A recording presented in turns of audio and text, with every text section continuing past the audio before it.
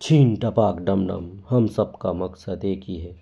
আজ আমি এসেছিলাম আমার বাড়ির খুব কাছে একটা দাদার বাড়িতে এই মেরিন অ্যাকোরিয়ামটা সেট আপ করতে। ট্যাঙ্কটা আমি আগেই বানিয়ে নিয়েছিলাম। ট্যাঙ্কটার সাইজ ছিল 4 ফিট, ফ্রন্টে ছিল এক্সট্রা ক্লিয়ার গ্লাস।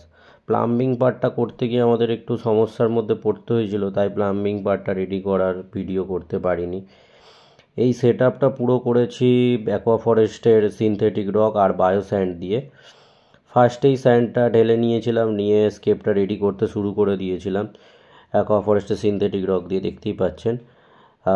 কিছুক্ষণের স্কেপটা রেডি করার পরে এটা আমাদের ফাইনাল স্কেপ রেডি হয়ে গেছে।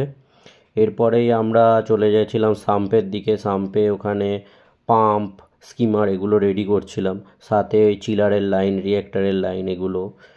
এরপরে আমরা ট্যাঙ্কে জল ঢালতে শুরু করে দিয়েছিলাম। জল ঢালা মোটামুটি আমাদের কাজই শেষ। জল ঢালার পরে এবারে আমরা দেখতে পাবো অ্যাকোরিয়ামটার ফাইনাল লুকস, অ্যাকোরিয়ামটা কীরকম লুকস এসছে। এই হচ্ছে আমাদের অ্যাকোরিয়ামের ফাইনাল লুকস। এখানে আমরা লাইট ইউজ করেছিলাম স্পেক্টার অ্যাকোয়ানাইট V3 লাইটটা। এর মধ্যে আপনার ডে নাইট মোড করা আছে, আপনি আপনার মতন করে অ্যাডজাস্ট করে নিতে পারবেন আপনার কখন কীরকম লাইট লাগবে সেই হিসাবে।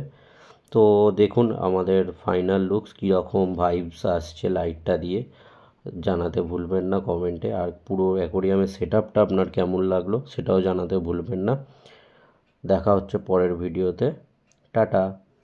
আর বাকি ভিডিওটা এনজয় করুন।